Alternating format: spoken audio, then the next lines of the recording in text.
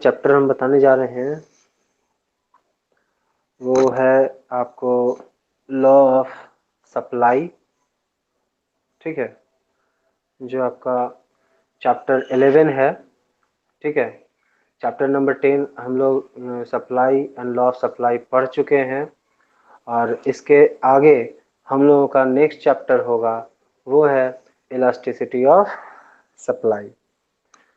जैसे हम लोग demand and law of demand पढ़े, और उसमें हमने ये पढ़ा था कि लॉ ऑफ डिमांड एक क्वालिटेटिव स्टेटमेंट है जो ये डिफाइन करता है कि प्राइस बढ़ता है तो डिमांड घटता है, और प्राइस घटता है तो डिमांड बढ़ता है। यानी लॉ ऑफ सप्लाई में ये रिलेशन प्राइस और क्वांटिटी डिमांड के बीच इनवर्स रिलेशनशिप को शो ऑफ करता था। यानी विपरीत, प्राइस बढ़ेगा तो सप्लाई डिमांड घटेगा, प्राइस घटेगा तो डिमांड बढ़ेगा। लेकिन वहीं इलास्टिसिटी ऑफ डिमांड में जब हमने पढ़ा था तो उसमें हमने पढ़ा कि law of demand qualitative aspect था, तो law of supply quantitative statement होता है, यानी मात्रात्मक कथन, जो ये बताता था कि कीमत अगर कम होगा तो डिमांड कितना बढ़ेगा, और कीमत कितना बढ़ेगा तो डिमांड कितना घटेगा। इस चीज को शो ऑफ करता था। ठीक उसी तरह हमने ये चैप्टर पढ़ा elasticity supply and law of supply, जिसमें हमने ये स्टेटमेंट पढ़ा था कि अगर सर्टेन टाइम पीरियड हो, सर्टेन वेरियस प्राइस पे अलग अलग क्वांटिटी जब बेचने को तैयार होते हैं तो उसको कहते हैं सप्लाई। तो उसी तरह लॉ ऑफ सप्लाई था कि अगर प्राइस बढ़ेगा तो प्राइस अगर बढ़ेगा गुड्स का तो सप्लाई बढ़ेगा, और प्राइस घटेगा तो सप्लाई घटेगा।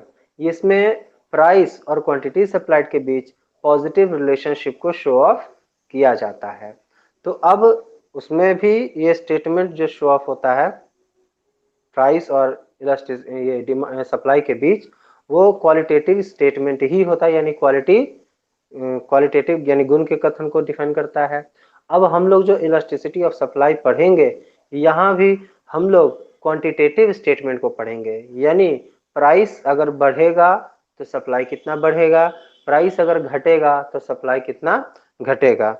इस चीज को हम लोग यहाँ पर पढ़ेंगे। तो यहाँ पर नियम क्या क्या होगा उस चीज को हम लोग यहाँ देखेंगे। चलिए, तो हम लोग यहाँ आते हैं। सबसे पहले इलास्टिसिटी ऑफ सप्लाई हम लोग कहते किसको हैं? कृपया करके माइक सब कोई बंद कर लेंगे।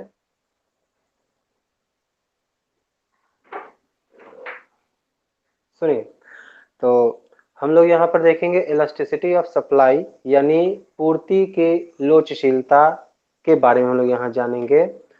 सबसे पहला कहता है like the law of demand, law of supply is also a qualitative statement. मतलब मांग के नियम के तरह ही पूर्ति का नियम भी एक गुणात्मक कथन होता है। This law of supply only established the direction of changes in quantity supplied due to change in price। कहता है कि ये पूर्ति का नियम जो है केवल इस्टेब्लिश करता है रिलेशनशिप, डायरेक्शन को शो ऑफ करता है, दिखाता है किसको, तो of changes in quantity supply due to change in price. मतलब कीमत में परिवर्तन होने के कारण पूर्ति में कितना परिवर्तन हो रहा उसकी दिशा को डिफाइन करने का काम करता है क्या? Law of supply. But does not represent the quantitative changes in supply due to change in price. लेकिन कीमत में परिवर्तन होने के कारण पूर्ति में कितना का मात्रा परिवर्तन हो रहा है ये show off law of supply नहीं करता है। वहीं इलास्टिसिटी ऑफ सप्लाई क्या करता है कि elasticity of supply is the measurement of quantitative changes in supply due to change in price.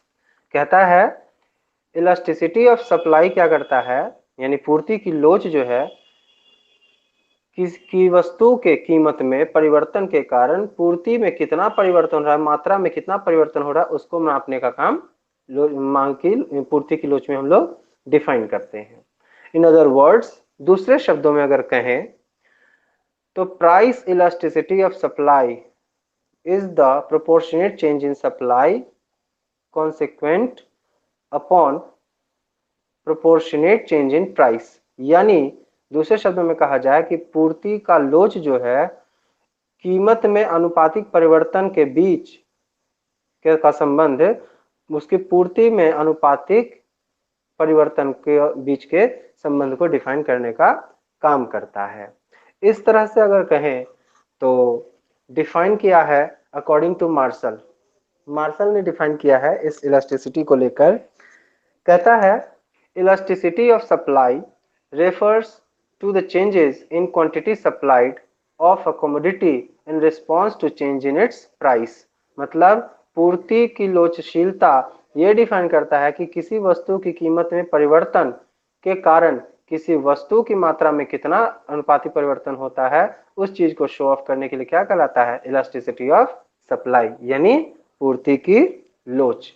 उसी तरह सैमुअलसन ने भी कहा है, यानी अकॉर्डिंग टू सैमुअलसन डेफिनेशन देखते हैं, elasticity of supply is the degree of responsiveness of supply of a commodity to change in its price। मतलब कीमत परिवर्तन की तुलना में मांग में परिवर्तन किस स्तर पर, किस डिग्री पर हुआ है, उस चीज को शो करने के लिए जो नियम बनता है उसको कहते हैं पूर्ति का लोचशीलता, यानी इलास्टिसिटी ऑफ सप्लाई।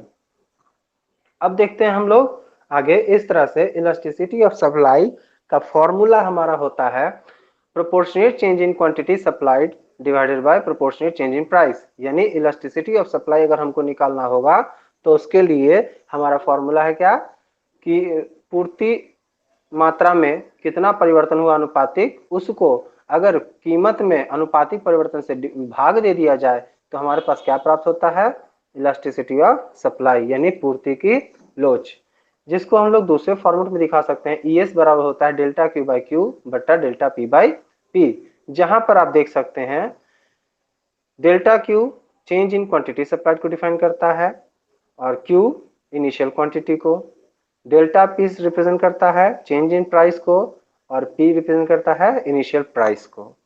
क्लियर है सबको? चलिए आगे अब हम लोग बढ़ते हैं, देखते हैं डिग्री ऑफ इलास्टिसिटी होता कितने प्रकार का होता है। सबसे पहला होता है परफेक्टली इलास्टिक सप्लाई, जो इसमें इलास्टिसिटी इनफाइनाइट होता है। दूसरा आपका आता है रिलेटिवली इलास्टिक सप्लाई, यानी सापेक्षतः लोचदार पूर्ति, जिसमें elasticity is greater than unit होता है।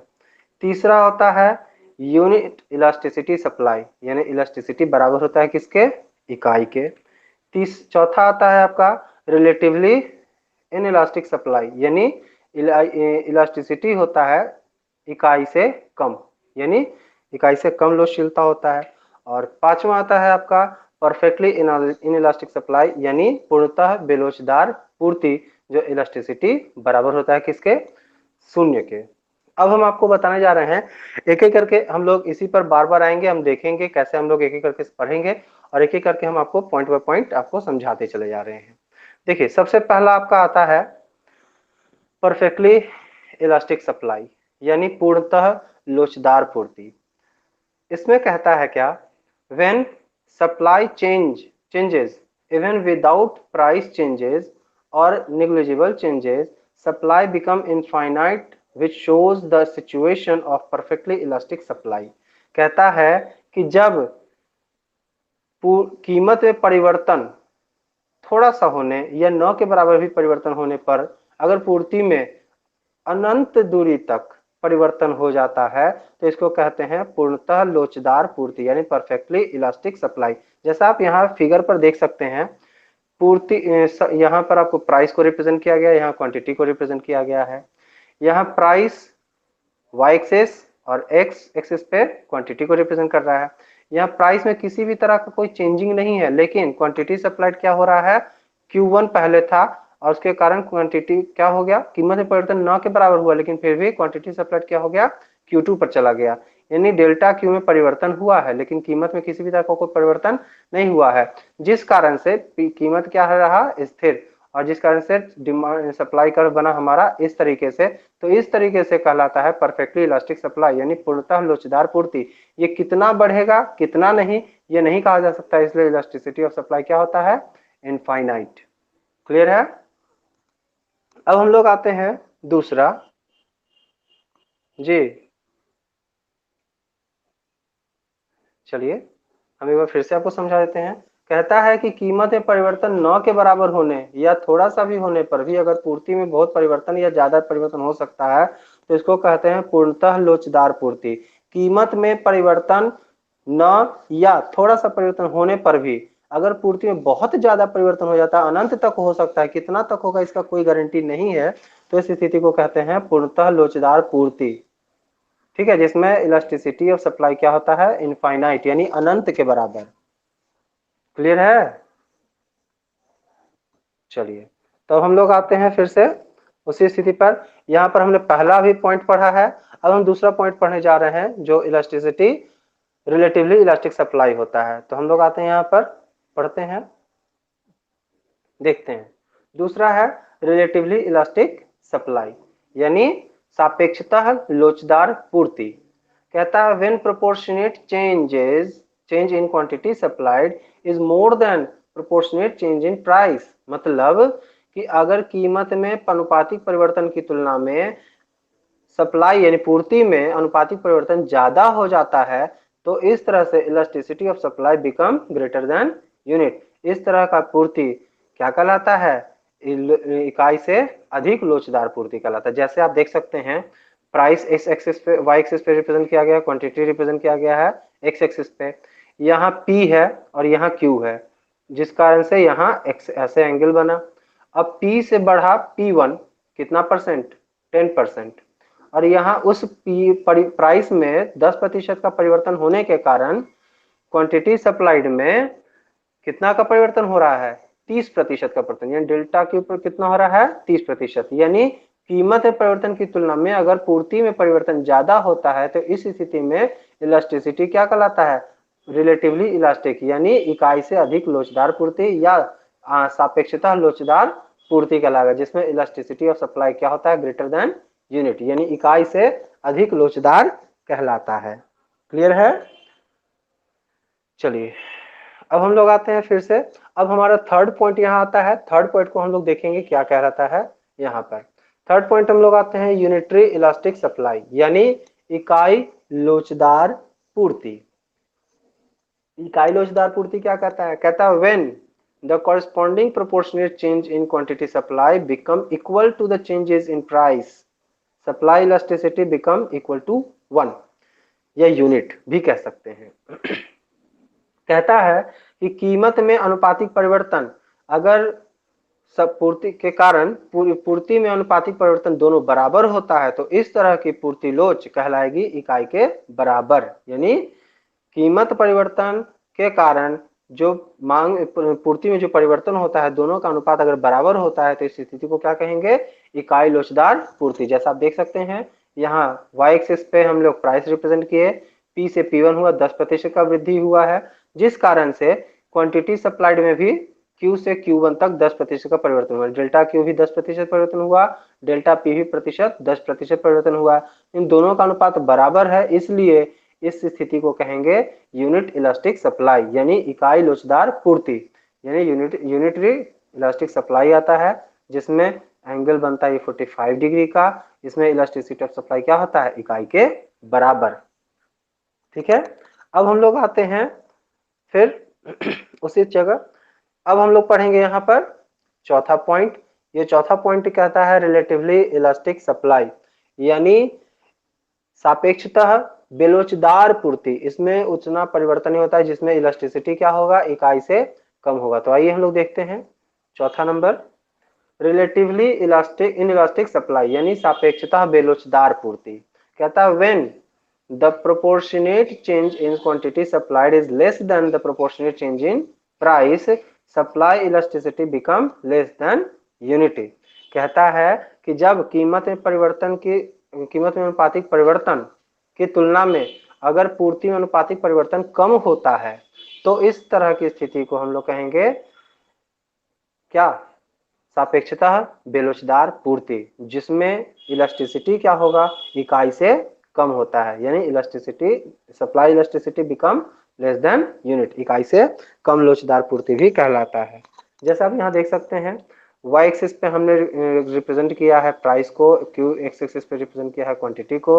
यहाँ देख सकते हैं प्राइस में परिवर्तन P से P1 तक हुआ है 20% का, डेल्टा P रिप्रेजेंट करते हैं उसको, और जिस कारण से पूर्ति में परिवर्तन तो हुआ, लेकिन परिवर्तन कितना, मात्र 10% का।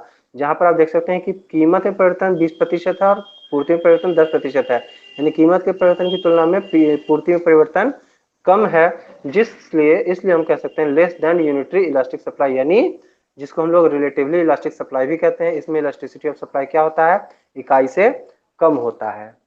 क्लियर है। अब हम लोग आते हैं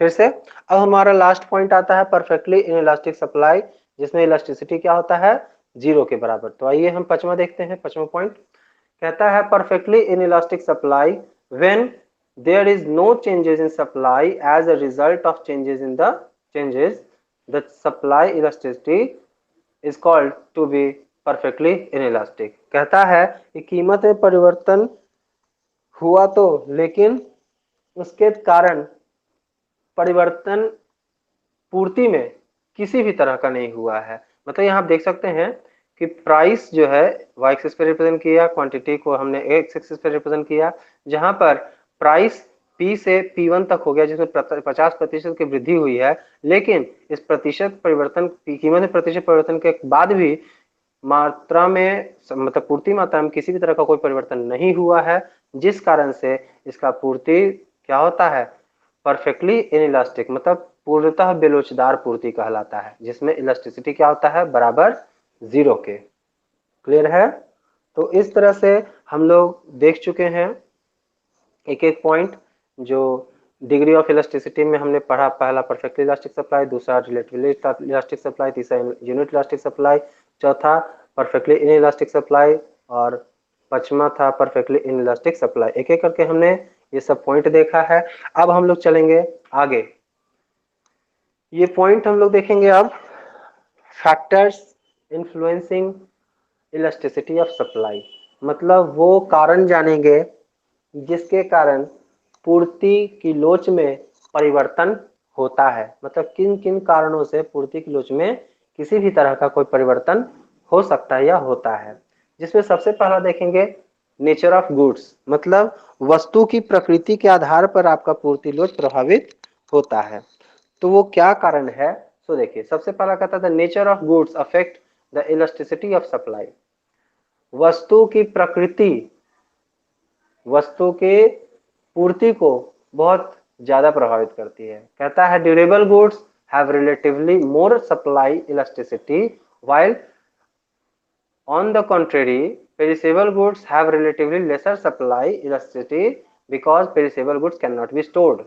कहता है ड्यूरेबल गुड्स, मतलब जिस वस्तु को आप लंबे समय तक स्टोर करके रख सकते हैं, उस वस्तु की लोचशीलता बहुत अधिक होती है बशर्ते उसकी तुलना में जो सड़ने गलने वाली वस्तुएं होती हैं। पेरिसेबल गुड्स को हम लोग क्या कहते हैं, सड़ने गलने वाली वस्तुएं, क्योंकि इनको ज्यादा लंबे समय तक स्टोर करके रखा नहीं जा सकता है। यहाँ कहता है ना, because perishable goods can not be stored, उसको लंबे समय तक स्टोर करके रखा नहीं जा सकता, इसलिए सड़ने गलने वाली वस्तुओं की तुलना में अधिक समय तक रखने वाली वस्तुओं को में लोचशीलता ज्यादा पाई जाती है। ठीक है। दूसरा पॉइंट आते हैं हम लोग कॉस्ट ऑफ प्रोडक्शन, वस्तु के लागत यहां पर डिफाइन करते हैं। कहता है elasticity of supply is also influenced by cost of production. पूर्ति की लोच उत्पाद की लागत के द्वारा भी प्रभावित होती है। कहता है if average cost increase sharply with increase in the production supply will having laser elasticity. कहता है अगर एवरेज कॉस्ट बढ़ता जाएगा तो प्रोडक्शन भी कॉस्ट भी बढ़ता जाएगा, जिस कारण से सप्लाई क्या होगा, कम होगा, यानी लोचशीलता क्या होगी, कम। ऑन द कॉन्ट्रेरी, वहीं दूसरी ओर अगर देखा जाए तो if average cost increase slowly, अगर एवरेज कॉस्ट क्या हो रहा है, धीरे धीरे बढ़ तो रहा है लेकिन धीरे धीरे, with increase in production supply will be more elastic. इस कारण से उसकी पूर्ति क्या होगी, ज्यादा लोचशील होगी, यानी ज्यादा प्रभावित हो सकती है। आगे आते हैं हम लोग next point, changes in future price. मतलब भविष्य में अगर कीमत प्रभावित हो, यानी कीमत परिवर्तन की का अगर संभावना हो, जैसे कीमत घट सकता है या बढ़ सकता है, तो इस स्थिति में भी आपकी पूर्ति प्रभावित होगी। कहता है if producer expect higher price of the commodity in future, they reduce the present supply and hence supply become inelastic. In the contrary, present supply will increase in future expected price at are higher which make the supply more elastic. कहता है कि अगर किसी वस्तु की कीमत भविष्य में बढ़ने की संभावना हो तो उसकी पूर्ति प्रेजेंट में रोक दी जाएगी और वो क्या हो जाएगी, सप्लाई बिकम इनइलास्टिक, यानी बेलोचदार। वहीं अगर कीमत भविष्य में घटने की संभावना हो तो उसकी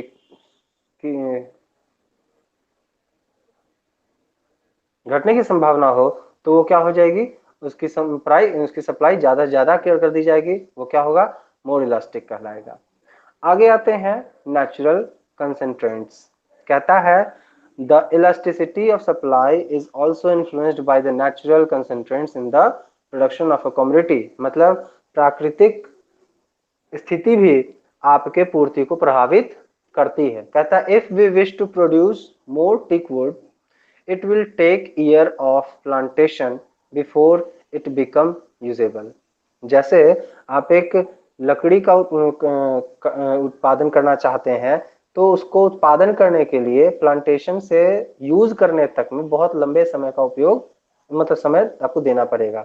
जिस स्थिति में supply of tick would will therefore be lesser elastic. इसलिए इसको हम लोग क्या कहते हैं, कम लोचदार कहते हैं। इसमें परिवर्तन ज्यादा का नहीं किया जा सकता है। अगर उत्पादन मांग की तुलना में अगर ज्यादा कर दिया जाए तो उसको ज्यादा इलास्टिक, हाईली इलास्टिक सप्लाई कह सकते हैं, और अगर मांग की तुलना में अगर सप्लाई कम हो पाता है तो उसको लेस इलास्टिक सप्लाई कहते हैं।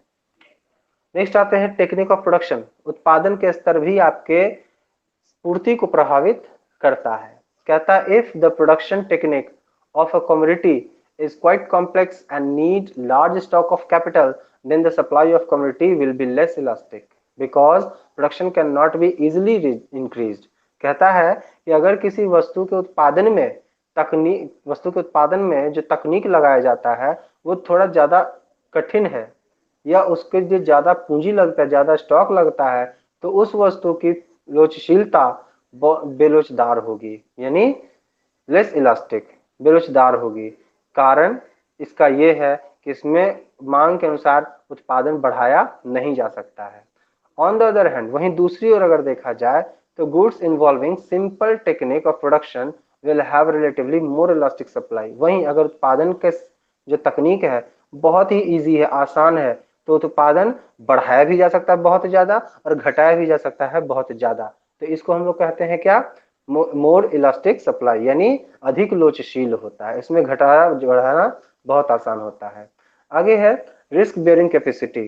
अगर आप बिजनेस में रिस्क उठाना चाहते हैं तो उस स्थिति में भी पूर्ति आपके लिए प्रभावित होती है। कभी रिस्क लोग ज्यादा लेते हैं तो कभी रिस्क कम लेते हैं। अगर रिस्क आप लेना चाहते हैं तो सप्लाई ज्यादा करेंगे, रिस्क अगर कम लेना चाहते हैं तो सप्लाई कम करेंगे। कहता है entrepreneurs ability to bear the risk also affect the supply elasticity. जो व्यवसायी है उसकी क्षमता भी वस्तु पूर्ति की लोचशीलता को प्रभावित करती है। कहता है if the entrepreneurs are willing to take risk, अगर बिजनेसमैन या एंटरप्रेन्योर बिजनेस में रिस्क अगर लेना चाहता है तो the supply become more elastic, उसकी पूर्ति क्या हो जाएगी, अधिक लोचदार। On the country, if entrepreneur hesitate to take risk, अगर बिजनेसमैन रिस्क लेने से डर रहा हो तो द सप्लाई बिकम इनइलास्टिक, उसकी पूर्ति क्या हो जाएगी, बेलोचदार हो जाएगी। नेक्स्ट है टाइम एलिमेंट। समय तत्व भी आपके पूर्ति को बहुत ज्यादा प्रभावित करती है, क्योंकि उत्पाद कब बढ़ेगा कब घटेगा इसकी संभावना परफेक्टली नहीं कही जा सकती। जैसे आप देख सकते हैं, elasticity of supply is also influenced by time factor, समय तत्व भी पूर्ति लोच को प्रभावित करने का काम करती है। कहता है longer the time period greater will be take elasticity of supply and vice versa. अगर उत्पादन का समय लंबा होगा तो पूर्ति लोच भी ज्यादा होगा, और उत्पादन का समय कम होगा तो पूर्ति लोच भी कम होगा। तो आप देख सकते हैं उत्पादन के समय तत्व जो होते हैं वो 3 पार्ट में बांटे जाते हैं। Time period can be divided into 3 part, very short period और लॉन्ग पीरियड। देख सकते हैं वेरी शॉर्ट पीरियड किसको कहते हैं। In very short period there is insufficient time to change output, so supply is perfectly inelastic। अगर उत्पादन करने का समय जो है बिल्कुल ही नहीं है तो उसमें पूर्ति को बिल्कुल बेलोचदार कहा जा सकता है, क्योंकि उसमें पर उत्पादन की तकनीक में, उत्पादन के तौर तरीके में किसी भी तरह का कोई परिवर्तन नहीं किया जा सकता है, इसलिए उसमें पूर्ति क्या होगा, परफेक्टली इनइलास्टिक यानी पूर्णतः बेलोचदार होगा। दूसरा कहता है शॉर्ट पीरियड, यानी ये मध्यम है। In short period the plant capacity is fixed but output can be changed by changing the intensity of its use, supply is therefore elastic. कहता है कि शॉर्ट पीरियड में अगर देखा जाए तो उत्पादन के तकनीक यानी प्लांट का कैपेसिटी तो हम स्थिर रख सकते हैं, स्थिर ही रहेगा, उसमें बदलाव नहीं हो सकता है। लेकिन उत्पादन के जो तौर तरीके हैं या उत्पादन का यूज है, मतलब लेबर हो सकता है या मटेरियल हो सकता है, उसको तो हम बदल सकते हैं। इस तरह से पूर्ति क्या कहलाएगी, लोचदार कहलाएगी। लेकिन लॉन्ग पीरियड में अगर देखा जाए तो in the long period all desired changes, जितनी इच्छाएं हैं वो सब बदल जाती हैं, including changes in plant capacity, यहां तक कि प्लांट की क्षमता भी बदल जाती है। Can be made and supply become still more elastic, यहां पर भी पूर्ति बहुत ही ज्यादा लोचदार कही जा सकती है। क्लियर है? अब हम लोग देखेंगे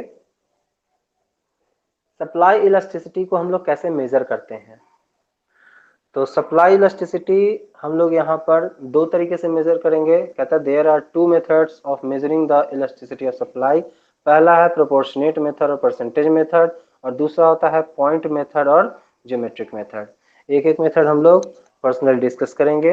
वो देखेंगे सबसे पहला यहाँ पर पहला आता है प्रोपोर्शनेट मेथड और परसेंटेज मेथड, जिसमें कहता है according to this method elasticity of supply is the ratio between the percentage change in quantity supplied and percentage change in price of the commodity. यानी इलास्टिसिटी ऑफ सप्लाई बराबर होगा proportionate change in quantity supplied बटा percentage proportionate change in price, that is elasticity supply equal to changes in quantity supplied बटा initial quantity divided by changes in price बटा initial price, जिसको हम formula के तौर पर अगर डिफाइन करें तो डेल्टा क्यू बाई क्यू बटा डेल्टा पी बाई पी लिख सकते हैं, जहां पर डेल्टा क्यू होता है चेंजेस इन सप्लाई, क्यू होता है इनिशियल सप्लाई, डेल्टा पी होता है चेंजेस इन प्राइस, और पी होता है initial price.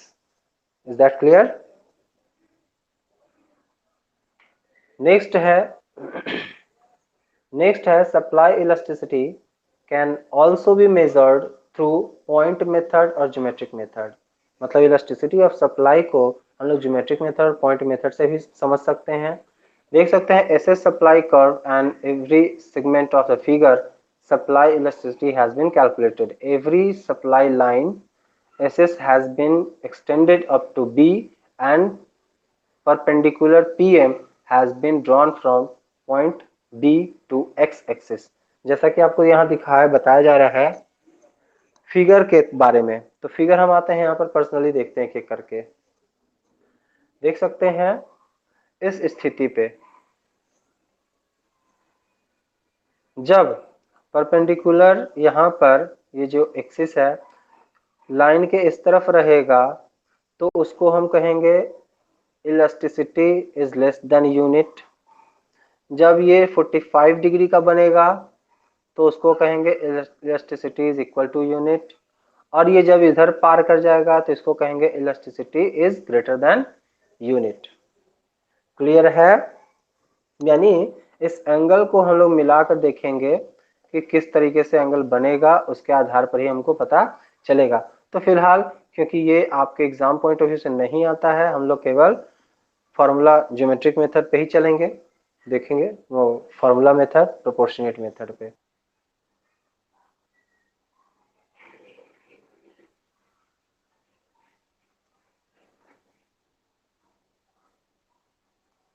Elasticity of supply हम लोग लेके चलते हैं। आप लोगों को कुछ प्रैक्टिकल प्रॉब्लम हम बता दें, जिसमें सबसे पहला एग्जांपल ले लेते हैं प्राइस क्वांटिटी सप्लाइड। ये दो चीज, प्राइस अगर 10 रुपया है, क्वांटिटी सप्लाइड 100 है।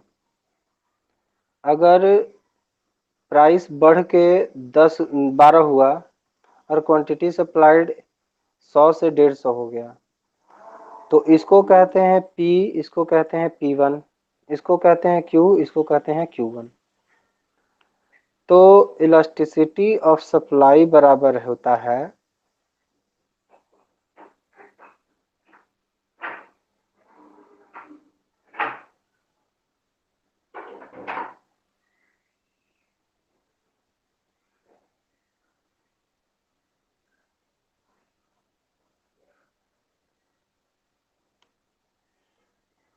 यहाँ क्या हुआ, प्रोपोर्शनेट चेंज इन सप्लाई बटा प्रोपोर्शनेट चेंज इन प्राइस, यानी डेल्टा Q बाई Q गुना 100 बटा delta P by P Guna 100 cut जाता है, तो बचेगा delta Q by Q into P by delta P। इस तरह से हमारे पास इलास्टिसिटी ऑफ सप्लाई बराबर होता है delta Q by delta P by P, delta Q by Q